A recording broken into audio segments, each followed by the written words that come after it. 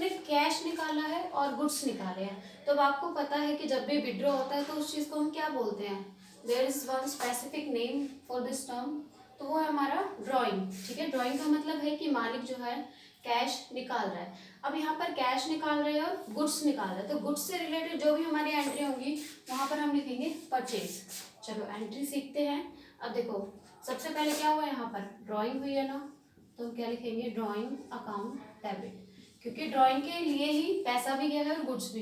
तो drawing account debit to cash, यानी कि कैश जब भी हमारा जाता है बिजनेस से बाहर तो हम टू कैश लिखते हैं। और इसके अलावा अगर हमारी पास से गुड्स जा रही है तो वो भी हमारा चल जाएगा टू परचेज अकाउंट। परचेज का मतलब होता है जो भी गुड्स हमने खरीदा है या फिर हम जिसको बेचने वाले, तो परचेज के नाम से आएगा। गुड्स इसने निकाले हैं तो परचेज।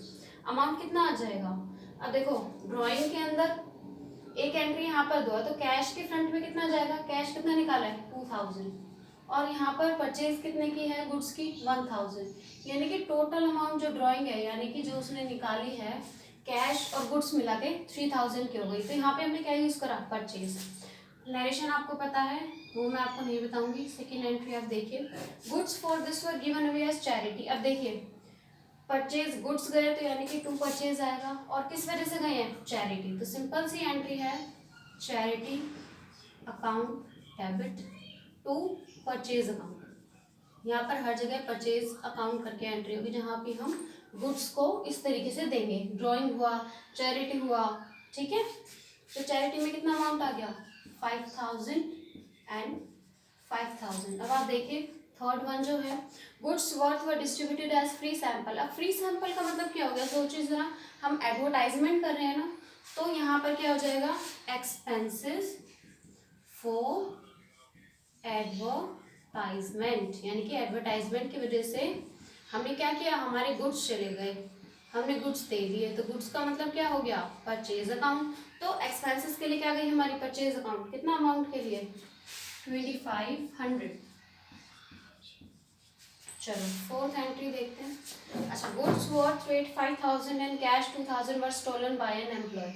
स्टील हो गया यहाँ पर, कैश भी और गुड्स भी। तो हमें लॉस हुआ है ना, सबसे पहले मैंने क्या बताया था कि जो भी एक्सपेंसेस और खर्चा होगा वो डेबिट जाएगा। यहाँ पे क्या लिखेंगे हम कि लॉस बाय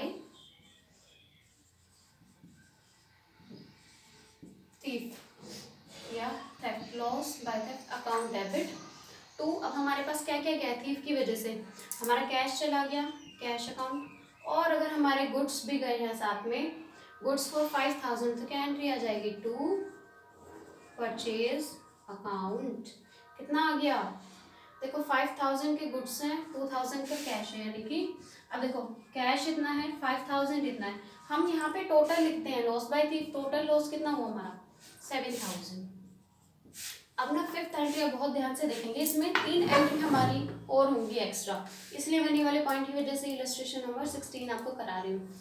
ठीक है, अब देखो goods for 10,000 were destroyed by fire. यहाँ तक एंट्री क्लियर है कि हमारा डिस्ट्रॉय होगा, तो हम क्या लिखेंगे लॉस बाय फायर। एक एक करके हम पॉइंट्स को समझेंगे फिर हम एंट्री करेंगे।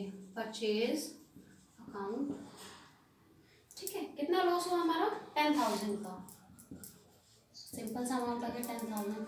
अब दूसरी एंट्री में क्या होगा, वो कह रहे हैं कि इंश्योरेंस कंपनी को हमने क्लेम किया हुआ था, यानी कि इस माल का इंश्योरेंस किया हुआ था। अब इंश्योरेंस के बाद उन्होंने कितना रिटर्न किया, 60% जो है हमारा अमाउंट उन्होंने रिटर्न कर दिया।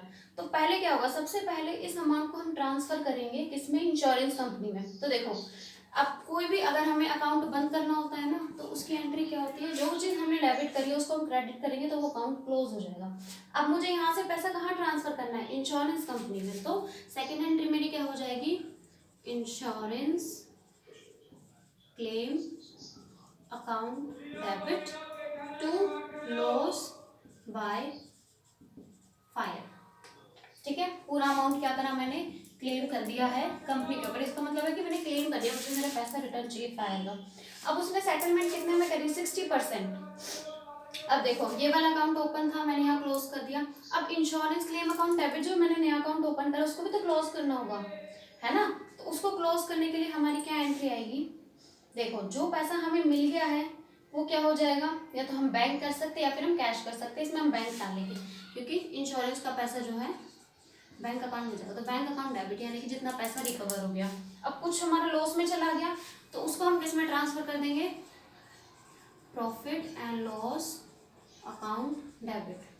हो गया, दोनों पैसे आ गए, ये जो हमें मिल गया और ये जो हमारा लॉस में चला गया जो कंपनी ने रिटर्न नहीं किया। और टू इंश्योरेंस क्लेम अकाउंट, यानी कि हमने ये अकाउंट क्लोज कर दिया। अकाउंट क्लोज करने का क्या तरीका, अगर डेबिट हुआ है पहले तो क्रेडिट कर देंगे, क्रेडिट है तो डेबिट। अब बैंक अकाउंट कितने में सेटलमेंट है, 60%, 10,000 का 60% आप लोग अगर निकालेंगे तो कितना होगा, इट विल बी 6,000। अब बचा कितना इसमें से 4,000 जो कि हमें नहीं मिला, और टोटल कितना हो गया यहाँ पे 10,000। तो ये हो गया आपका क्वेश्चन कंप्लीट। ये वाला एंट्री की वजह से मैंने जो है आपका इलस्ट्रेशन 16 कराया। ओके, आई होप आप लोगों को समझ आ गया होगा।